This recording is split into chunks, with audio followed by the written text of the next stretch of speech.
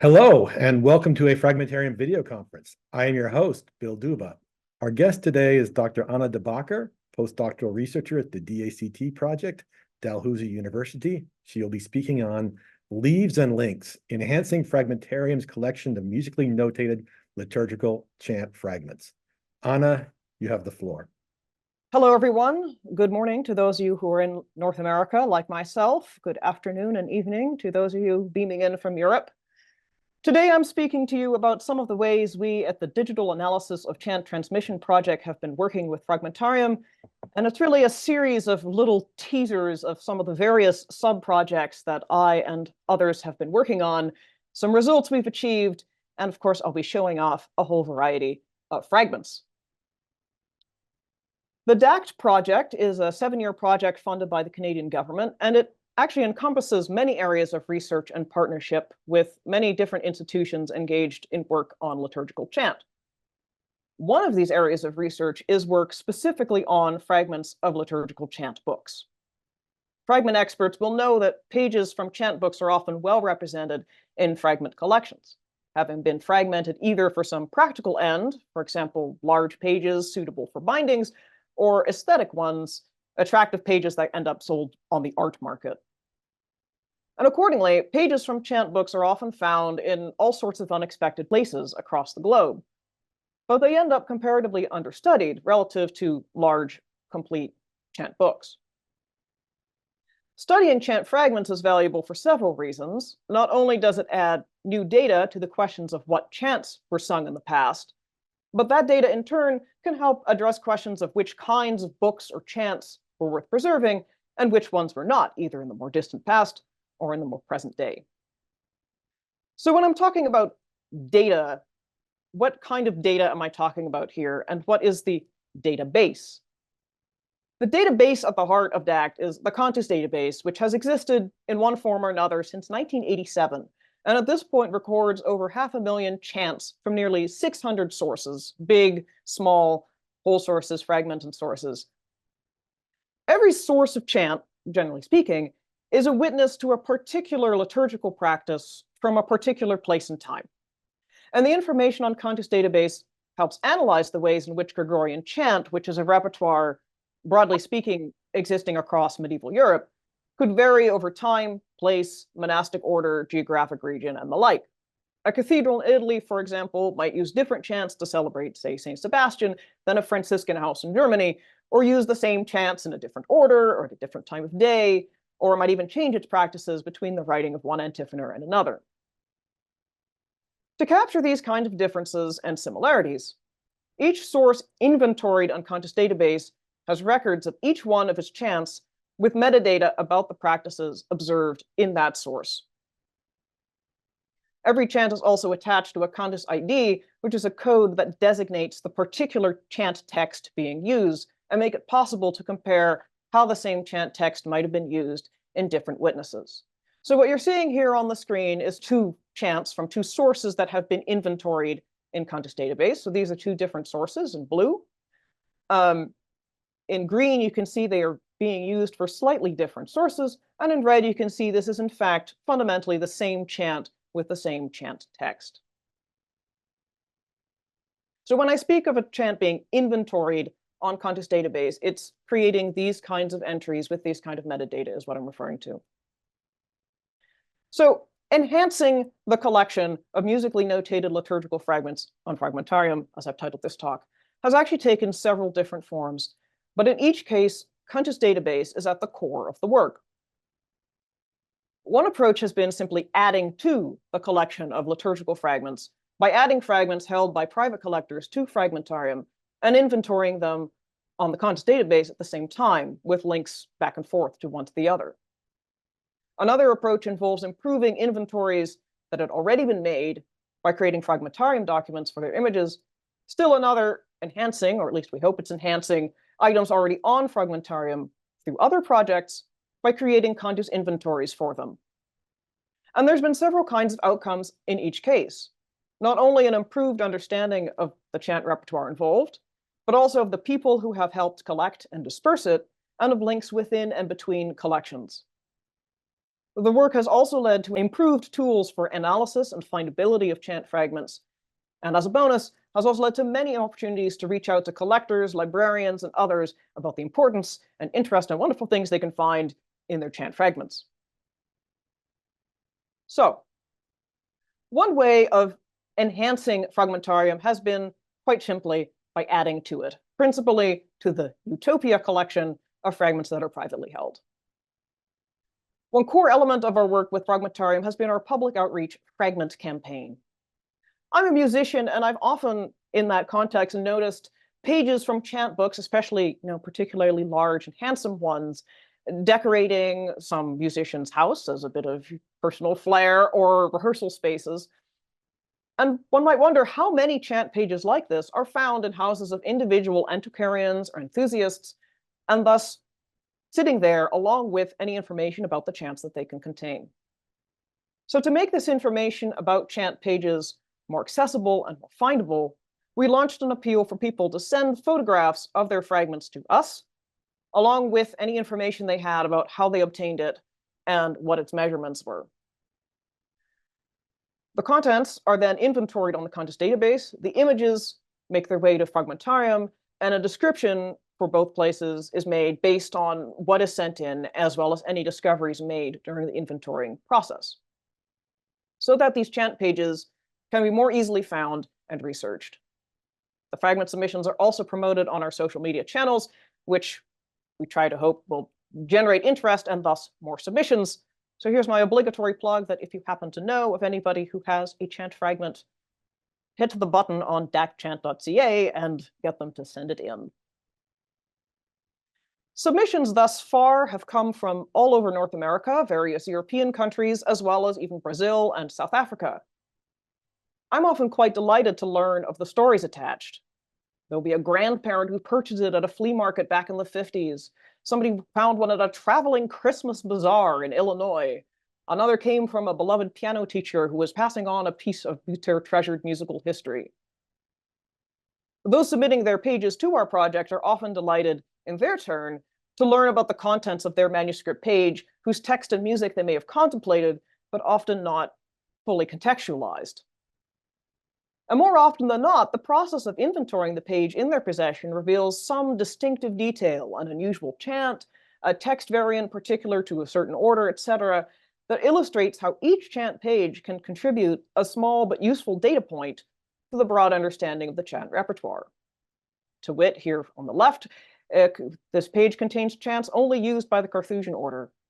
On the right is a page in Nova Scotia that uses a chant for Corpus Christi in a different liturgical placement than any other on Contus Database. Or similarly, this one at the top, which uses an introit normally for the 21st Sunday after Pentecost, but seemingly for the 19th. Or here in the middle, Lenten chants in a combination and ordering not found in any of the other 500,000 chants attested on Contus Database. The exchanges that then result from these kinds of conversations are also a form of public outreach about medieval chant to all manner of interested non-specialists, ranging from retired army wives to eye doctors. One musician was even prompted at peak pandemic to submit a fragment when a fellow musician spotted it hanging on his wall during a Zoom call. And like so many of the others, even it too turned out to have something special about it, chants for the distinctively early modern Franciscan saint, Peter of Alcantara. Now, the typical private collector of this kind has one, maybe two fragments that they are hanging on their wall. But one of the more extensive ones to come our way was not a framed folio purchased at an auction or a flea market, but in fact book bindings. About a year ago, we were contacted by an amateur book collector in Connecticut who had bought a volume of an 18th century encyclopedia with the intent of pursuing a binding project. And when he was dismantling it, he'd been surprised to discover that there appeared to be parchment inside the spine, and intrigued, purchased many more volumes of this encyclopedia. There are, I think, 40 volumes in all, and found that the vast majority of them contained visually similar pieces of parchment with musical notation, about which he wanted to know more. So he had amassed a considerable collection of binding fragments, which you see here in this picture next to him, seemingly related in their origins as well as their later usage. By working with us to identify the chant contents, we were able to reconstruct the better part of several entire folios, as you see here on the right, and identify the fragments as having belonged to two books from a Cistercian house, one set from a gradual and the other from an antiphonor. This is a somewhat unusual case. One doesn't generally come across people dismantling entire early modern encyclopedias in their homes, but unusual collections like this can and do exist in private collections all over the world.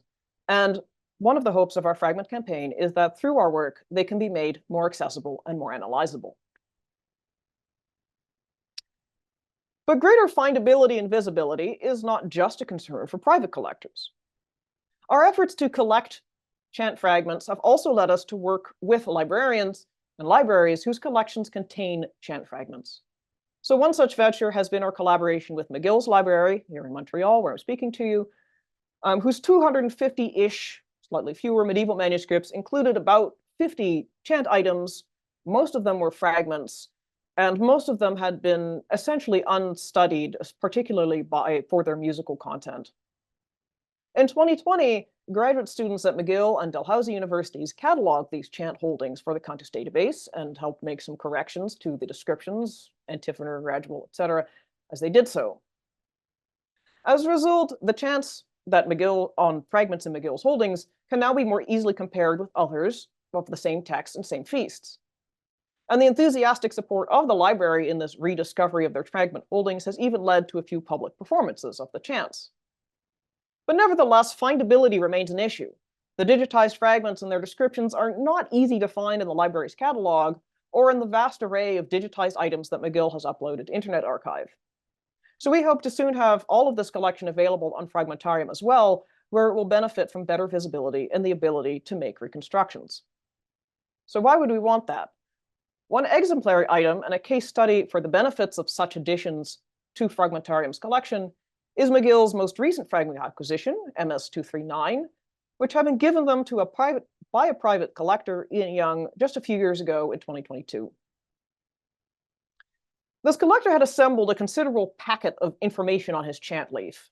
He'd acquired it at a MAGS auction in 1984, and among his observations that he'd made while researching its history was that it had a more than passing similarity to one held at Ohio University, which was also a two-column format, a similar size, and also had musical notation on a red staff. Ohio's leaf, like McGill's, had been a donation from a private collector named Gilbert Farfel. And as with McGill's fragment, he'd purchased it in the mid-80s, although at a bookseller in Paris. Farfel's notes, though, where we know his bookseller from, also noted an uncanny similarity to the same MAGS catalog from which Young had purchased his fragment later that year. So thanks to the possibilities of IIIF imports on Fragmentarium, I turned this tip from the donor into a sort of possible reconstruction to be able to view both leaves side by side and allow them to be compared more readily. And from this, two results emerged from this action. The first, due to my work of my colleague, Alessandra Iniesti, was a discovery about the unusual epiphany chants on McGill's fragment. She found that they could actually be localized to a specific region in the area near Troyes Cathedral, and that both of McGill's and Ohio's differing scribes had a notation consistent with that area as well. The margins then contained this result of a later effort to make these Troyes-specific chant traditions conform to one more typical elsewhere in France. Meanwhile, I pursued a different tack and discovered that Ohio was not the only institution to have a leaf from a two-column breviary with square notation music on it and corrections in the margin. On the hunt for similar books, just as a point of comparison, I found clearly related pages in several bookseller catalogs and ended up finding still others at Durham, Dartmouth, Reading, and Carleton University in Ottawa. In almost every one of these cases, the fragment came by way of a buyer who had bought it as a single leaf in the 80s, and in many, a stubborn auction catalog description of France noted breviary 1280 stuck to them like so much binder's glue. The project of connecting up these disparate leaves has proven an exciting example of how chant was transmitted both in the musical sense, with distinctive local variations and also emendations over time, but also in a physical sense, ending up in places far removed from its origin. The project of adding McGill's collection to Fragmentarium will make it more possible, we hope, to find and reconstruct other cases like these, and perhaps to reveal other such inter-institutional links in the future. But our work on chant transmission and collections has not exclusively centered on just adding more chant fragments into Fragmentarium, useful though that is. We have also proceeded in the other direction, enhancing Fragmentarium items by adding them to the Contus Database, and thus permitting a better understanding of their contents and historical context. One extended enhancement of this kind has been the work done with the Peter Bohn collection of fragments from the Stadtbibliothek Weberbach in Trier.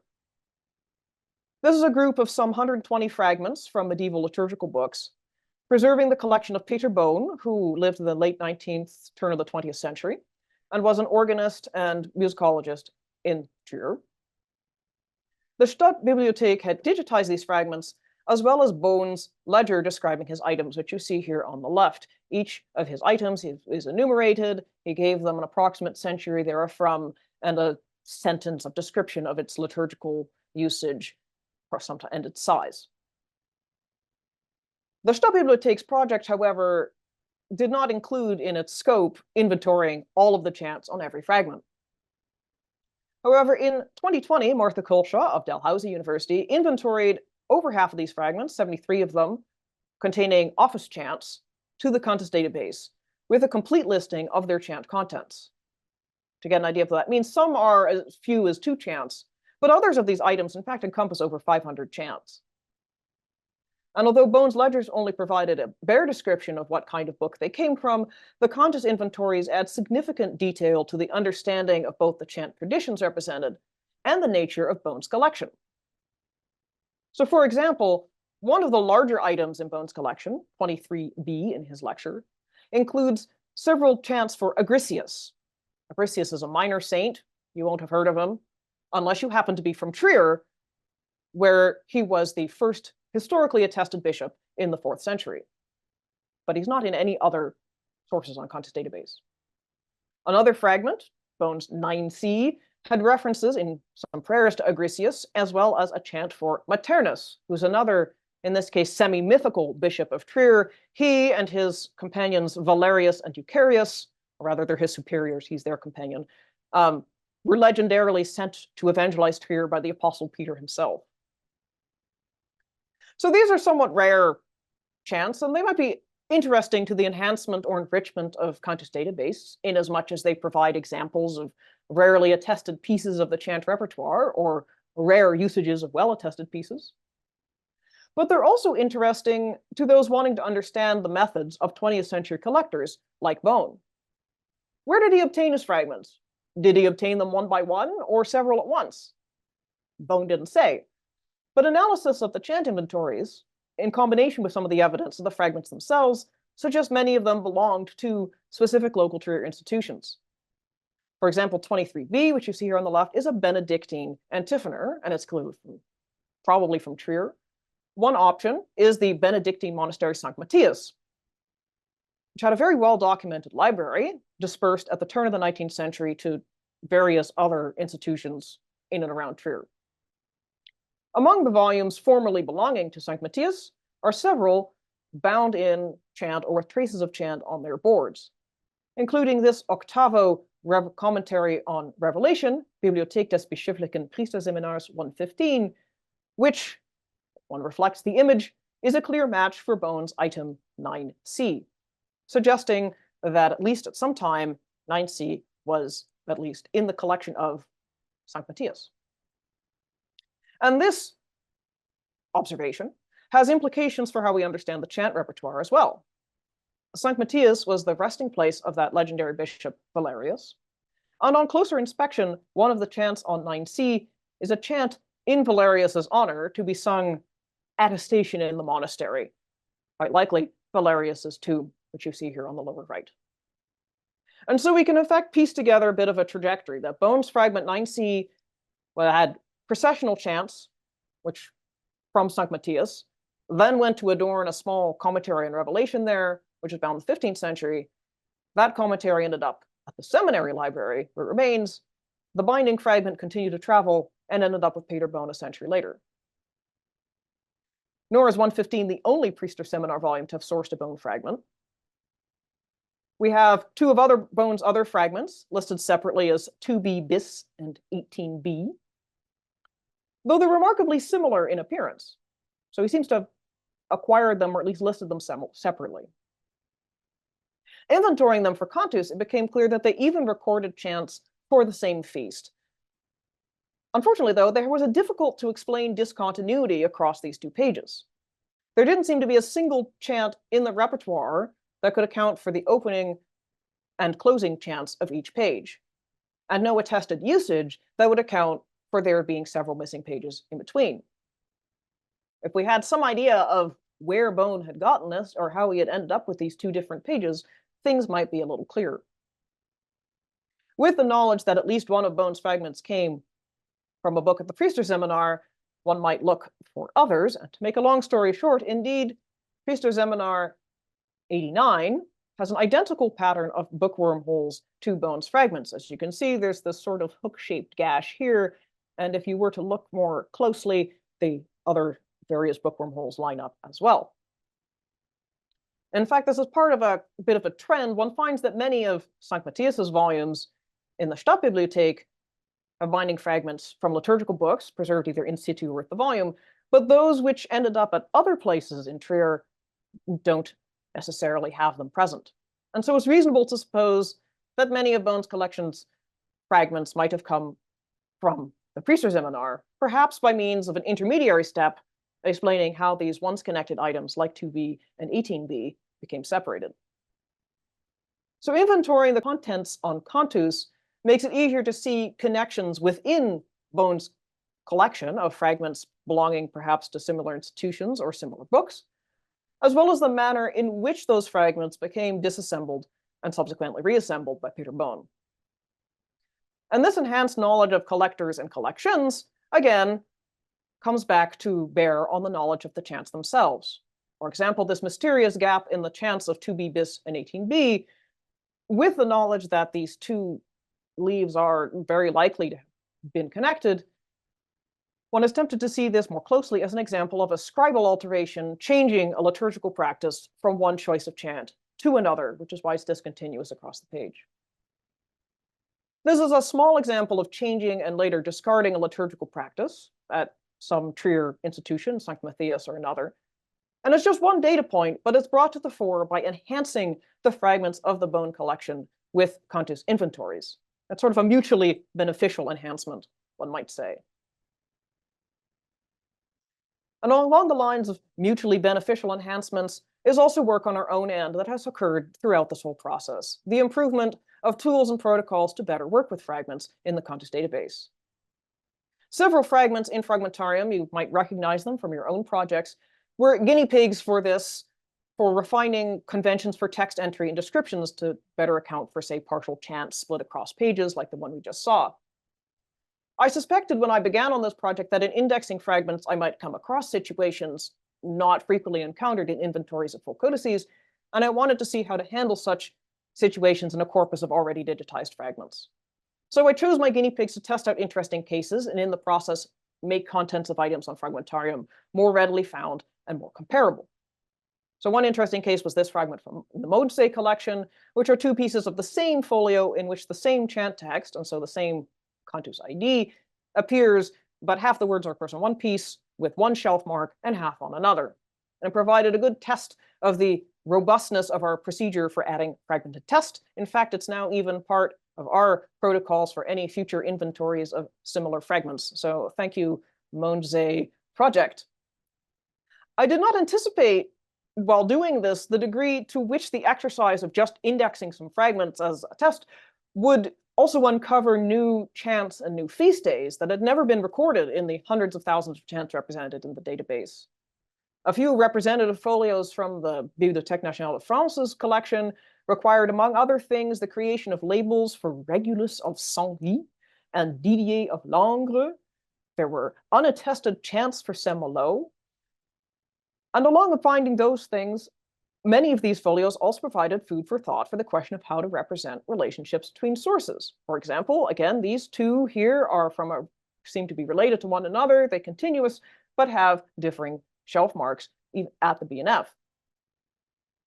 Sources on Contus are structured to reflect an orderly list of items in the codex, making it more difficult to express some of these complex relationships fragments could have. So what I had begun as simply an effort to familiarize with myself with some chant fragments ended up richly enhancing both the body of chants and feasts represented on Contus Database, as well as suggesting ways our tools could be refined or adapted in the future. So along those lines, I began an experiment of modifying our manuscript browsing interface, Contus Ultimus, to work with fragments. This is a tool under development by our partner project, the Digital Distributed Music and Archives Labs at McGill University. And it displays information from Contus Database, here on the right, alongside IIIF images on the music manuscripts themselves. So here we have a eCodices manuscript, Einzeldelm 611, with all of its chants, and then you can just read all about it on the right-hand side with its texts and information about when that chant was used on the right. In its most full state, this is still a tool under development, Contus Ultimus further complements this information with detailed transcriptions of the chant content of the page obtained through automated musical recognition with human corrections. And that, in turn, will allow for complex search of musical information, such as sequences of particular neumes. At the moment, that's only really possible on very select manuscripts, but the side-by-side view of music and Contus information is a victory of itself. It makes it really easy to flip to the right spot in St. Gall's Harpsichord antiphonor, or to analyze the neumes of a particular antiphon by Hildegard of Bingen. It brings together the data and the metadata. But thus far, the advantage of this Contus Ultimus view was only available for complete sources, like this one from eCodices. So could it be applied to fragments, I wondered. So to test this out, we paired the inventory for the Gottschalk antiphonor, fragments originally from Lombok Abbey that had long been inventoried in the Contus database, with the reconstruction from Fragmentarium created more recently by Lisa Fagan Davis. The Gottschalk antiphonor, so named after its 12th century scribe, illuminator, and musical notator, had been inventoried for Contus database back in the 1990s when the database was still in a comparative state of infancy. But pairing its data with the images in this way took rather longer. Well, this process was not without a few technical hurdles. You can see displaying the images at a consistent size in Contus Ultimus's viewer was one challenge, but the result is very promising. It's an easily searchable, easily navigated pairing of text and image, adaptable to different possible reconstructions without having to resort to varying past and current identifiers. And one could easily find and inspect information rendered in this text Contus record with the musical information you can only get from the images. So for example, these fragments, again, fragments are always quirky. This fragment has a practice of notating letters in the side for each and every chant. Now for psalm tones, that indicates what psalm you sing, but for responsories, it's a bit of an unusual practice that's done in the Gottschalk antiphonor and seems to refer to something about the melody. So you might want to know what that melodic information is, which you can only get from the image, but you might want to know what those letters are by being able to search them in the metadata. And on Contus Ultimus, you can do both. You can even find another chant with that same Contus ID, another example of it, and a different witness, and play some audio for it to see how it might have sounded. While aspects of Contus Ultimus more broadly continue to be under development, its application to fragments, as with its application to complete manuscripts, shows a lot of potential. It brings the relevant sources of visual and musical information close to each other, and each one enhances the other. And as a result, there is enhanced understanding. So to sum up this little tour of DACT and Fragmentarium related highlights, there have been actually quite a lot of different kinds of enhancements that have resulted from this collaboration. There's been the addition of new fragments owned by enthusiasts and private collectors to Fragmentarium's database as well as Contus, and a concomitant effort to raise awareness among the public about chant fragments. There's greater visibility for items in some non-chant centered collections. There's been descriptions and inventories of chant items from other Fragmentarium projects, and the development, or thinking about at least, improved tools for working with chant fragments. And every one of these efforts has resulted in both practical results and sort of more theoretical research results about the music on the fragments and the people who used it, separated them, or collected them, and really testify to the fascinating stories of both chant and its transmission through human agents that the study of fragments reveals in this way. So I look forward to discussion and comments from you. If you would like regularly scheduled updates on chant fragments, do follow one of the various social media channels, which I have on this slide. Thank you. And thank you, Dr. Bakker, for an engaging and lively presentation of multi-platform synergies or mutually beneficial enhancements. We will now have time for questions. Okay, while we get warmed up here, I'll ask the embarrassing question about Fragmentarium, which is simply that, I mean, this is all quite spectacular, and you've done quite a lot with this. If there's a feature that you would like to have as an editor working on this with Fragmentarium, what would that be? What annoys you about the system right now? What's the frustrating? That's a good question. Well, one thing that I encountered very early on as I was sort of trying to see whether all of the chant fragments that were on Fragmentarium had in fact been tagged as chant fragments. Were there any that needed a tag added to them? Mm-hmm. And that you can find things that are, but you can't find things that aren't. And also because the labels are essentially random, which we like because, you know, they're unique, it makes it sort of tricky to go through a list and, you know, sort them alphabetically and see if I can find ones that need work done on them. So that was one thing in my early forays when I thought I would perhaps make a list of every chant fragment on Fragmentarium, which proved to be a noble goal, not really an achievable one. Michael Bronger would like to ask both of us, is it already possible to integrate a digital chant inventory into a Fragmentarium entry? That would be a great tool. Can we make our databases work even better so we can bring in directly? I think that would be a great tool. From my side, in theory, it's possible. All we need is time and money. And motivation and people and the rest. But I think that would be a great tool. And I mean, from me personally, one of the things that this talk has shown is really the value of integrating this material and how the platforms provide a feedback loop of information that the more you start identifying the chant and suddenly you start knowing more about the fragments, which then leads you more to the chant information. Yeah, that's certainly true. Over and over, I've found that there's a feedback loop of you think you know something about a fragment, you end up inventorying it for Contus Database and learning more about the chant, and then that ends up telling you something that can sort of apply to a broader description of that fragment and back and forth. So really just integrating this information together is so valuable and so useful. Here's Deborah Lacoste saying, Anna, have you uncovered any other collections that in Fragmentarium that could be student projects? Are there other collections in Fragmentarium? You mean like the bone collection? Yeah. Or are they all for more expert researchers, if you know what I mean? Well, first of all, I will say that there are more bone fragments. I believe Martha Kolsha did largely ones pertaining to the office and not ones related to the mass. So if there's anybody really excited about mass chants, there's more where that came from.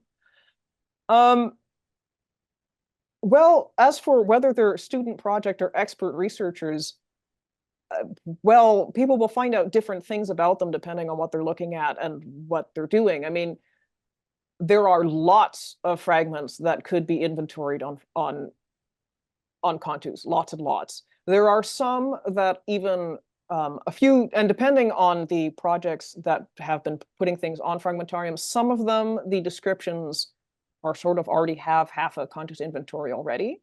There have been some projects, those at the BNF, for example, Lara Obiero has put Contus IDs in all of the descriptions. So they are just a step away from being integrated onto Contus Database, essentially. There are others where there are lots of chants and they have but to be inventoried, like those in Peter Bone's collection, but there are many, many others. Just an inventory doesn't necessarily tell you everything, but there is lots of information that could be added by student projects. If anybody wants to volunteer which things they think in particular should be prioritized, but there are others. Right. And we have lots and lots of fragments, and it seems there's always more. Here's Michael Branger again, says, are there any efforts or capacities from DACT to index existing entries on Fragmentarium? I think that goes to what you're saying. Yes. Efforts, yes, we've been doing some of these things. I've been saying there's Bone. I've done some of the ones in BNF. It's the capacity is, I guess, more of the question, is finding a student that might want to take this on for part of a master's thesis or something like that, because it takes a lot of time to inspect each fragment and inventory them, and it does take there's a certain amount of learning curve and learning, how the Contus database works and how to identify a chant and all those things. So there have been efforts, but it's not a comprehensive effort. Jennifer Bain has a question. Yeah. So just in relation to that question, like thinking about student projects, and Anna, you just mentioned, it could be a master's thesis for somebody to look at some fragments. And a few years ago, I had a couple of students who were thinking that they wanted to work on fragments for their master's thesis, but then you have to put together a proposal. And the issue, I think, is what is a thesis on a number of perhaps completely unrelated fragments that are in a collection on Fragmentarium. So are there suggestions, Anna, from you or maybe from others listening in, about what are strategies for thinking about that? Because I think these could be, you can learn so much, but then how do you put that into a proposal, which normally has, sort of a thematic, like if the theme is only fragments, it's harder to kind of argue that as a way of developing a project. So I'm curious what others think. Well, I think the fact that many of the things that are on Fragmentarium belong to existing projects of one kind or another, whether it's the fragments that are at the Bibliothèque Nationale or the fragments of this particular area. So many of them are sort of a corpus with some unifying thing about them. So they're not necessarily random. They would require a certain amount of collaboration with the various persons in charge of each of those projects. Right. And I would just add on to that when we're dealing with fragments, we're looking at, on one side, the source. So your music fragments you're looking at how it relates to the origin, but we also are interested in the phenomenon of fragmentation and reuse, and the fact that, as Anna is saying, they end up in the same corpus somewhere. That suggests that there may be common roots that would lead to them. And in many cases, we're not sure, as in fact, Dr. de Bakker's presentation showed. We weren't sure the relationship between the Priester seminar and the bone fragments, but by looking at them and start to analyzing these fragments and how they relate to a specific context, and that's something that the liturgy can illuminate, you can then go back and say, well, here is what makes these together. And so I think that's something you can bring up in a thesis proposal, is simply saying that the fact that these end up in the same place means that there are some links that tie them together. And as we explore those links, we need all the information we can get. We're looking at bindings, we're looking at what provenance information we have, and some of that is going to be in the fragments.